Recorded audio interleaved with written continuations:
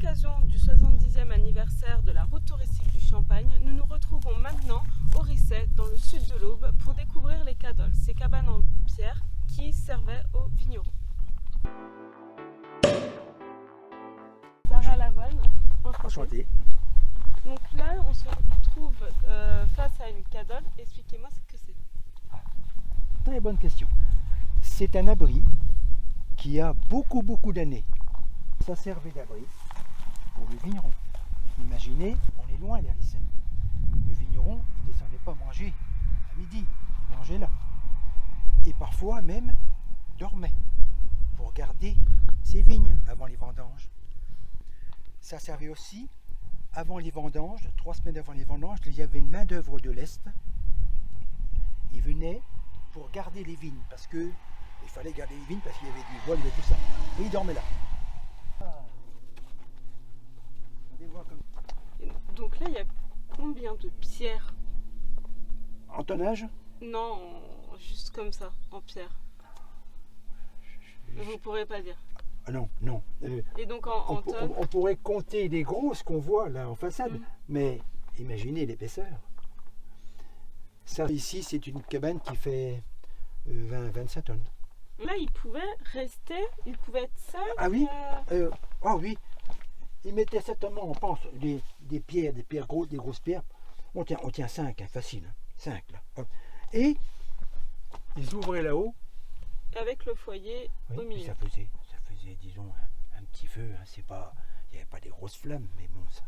Pour tenir un peu chaud, faire à manger. Ah oui, pour faire à manger.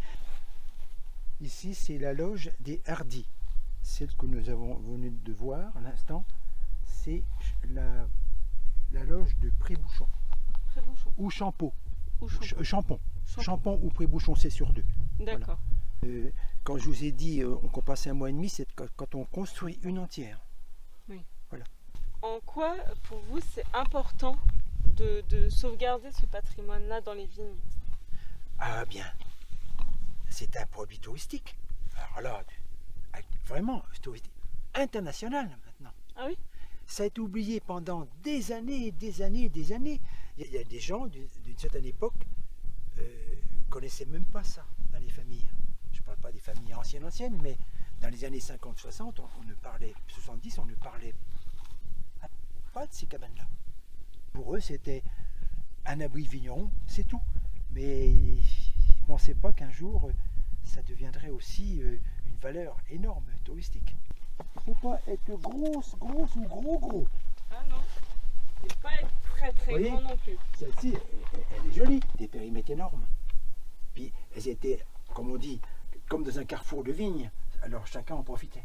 Et elles étaient utilisées pendant combien de temps et jusqu'à quand? Elles ont été abandonnées quand il y a eu le phylloxéra. La maladie, la vigne elle ne poussait plus, et puis il a fallu attendre les plans américains pour relancer la vigne dans les années 55, 60. Aujourd'hui, ces cabanes-là ne pourraient plus être réutilisées non. par les vignobles, mais c'est vraiment pour le paysage. Voilà, et puis il y a encore quelques vignerons du coin, ils aiment bien casser une petite croûte là. Ils amènent des petits pliants, des petits machins, des petits sièges, et puis ils sont bien là-dedans. Moi je suis souvent venu avec des gens de tous les pays. Une fois là dans la grosse course, on était 18 dedans.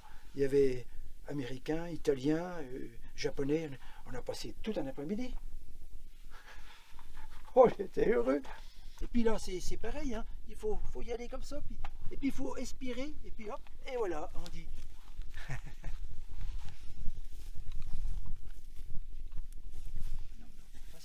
Puis comme je suis l'amoureux des cabanes, moi je revis. Ça c'est une passion, voilà. J'ai la passion de ça avec mon garçon, et c'est comme ça, voilà. Et je suis fier de dire, c'est des petits bâtiments, des petits monuments, des petites loges qu'on doit absolument conserver. Il faut les conserver, les entretenir. Comme il faut entretenir le patrimoine.